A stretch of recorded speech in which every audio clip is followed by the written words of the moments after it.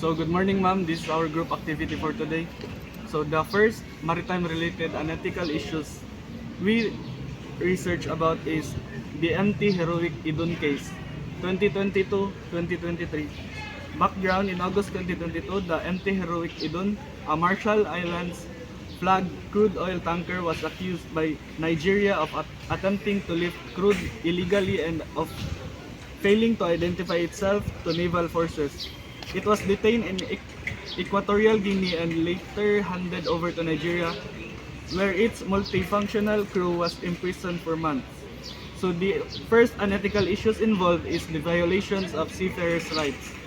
And the second is abuse of jurisdiction and maritime law, political and economic exploitation, and number 4 is impact on maritime related trade.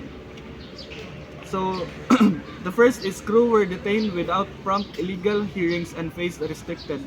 And the second is the vessel was seized in Equatorial Guinea waters but prosecuted in Nigeria. And the third is allegations that the detention was used as a political warning in Nigeria anti-oil. And the fourth is created fear among ship owners about operating in West African waters. So, the second unethical maritime issue is the Wakashio oil spill, Mauritius 2020.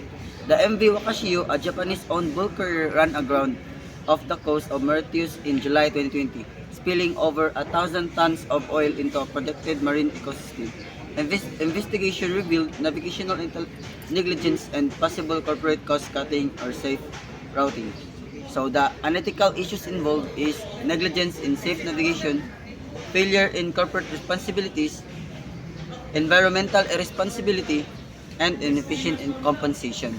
So, the negligence in safe navigation, it reports indicate the crew steered close to shore for better mobile signal reception, ignoring standard safety routes. The second is failure in corporate responsibility. The ship owner was accused of inadequate oversight of ship operations and slow emergency response despite clear signs of grounding risk. The third is environmental irresponsibility. The spill caused massive ecological damage, killing marine life, damaging coral reefs, and threatening livelihoods of local fishers. The fourth is insufficient compensation.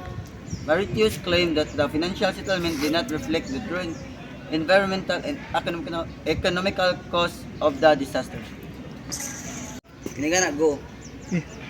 The third unethical maritime issues is Ever Given Suez Canal blockage, Egypt 2021. Background: in March 2021, the Ever Given, one of the largest container ships in the world, ran aground in the Suez Canal, blocking one of the most important shipping routes for 6 days, while officially called an accident. Investigations pointed to human error and possible commercial pressures offering safe operation. So here are the unethical issues involved. First, pressure on crew for speed. So allegations that the crew faced commercial pressure to maintain tight schedules despite adverse weather conditions.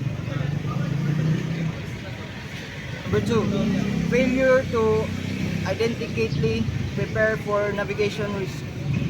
The ship entered the canal during high winds without sufficient precautions, showing a lapse in risk assessment. Third,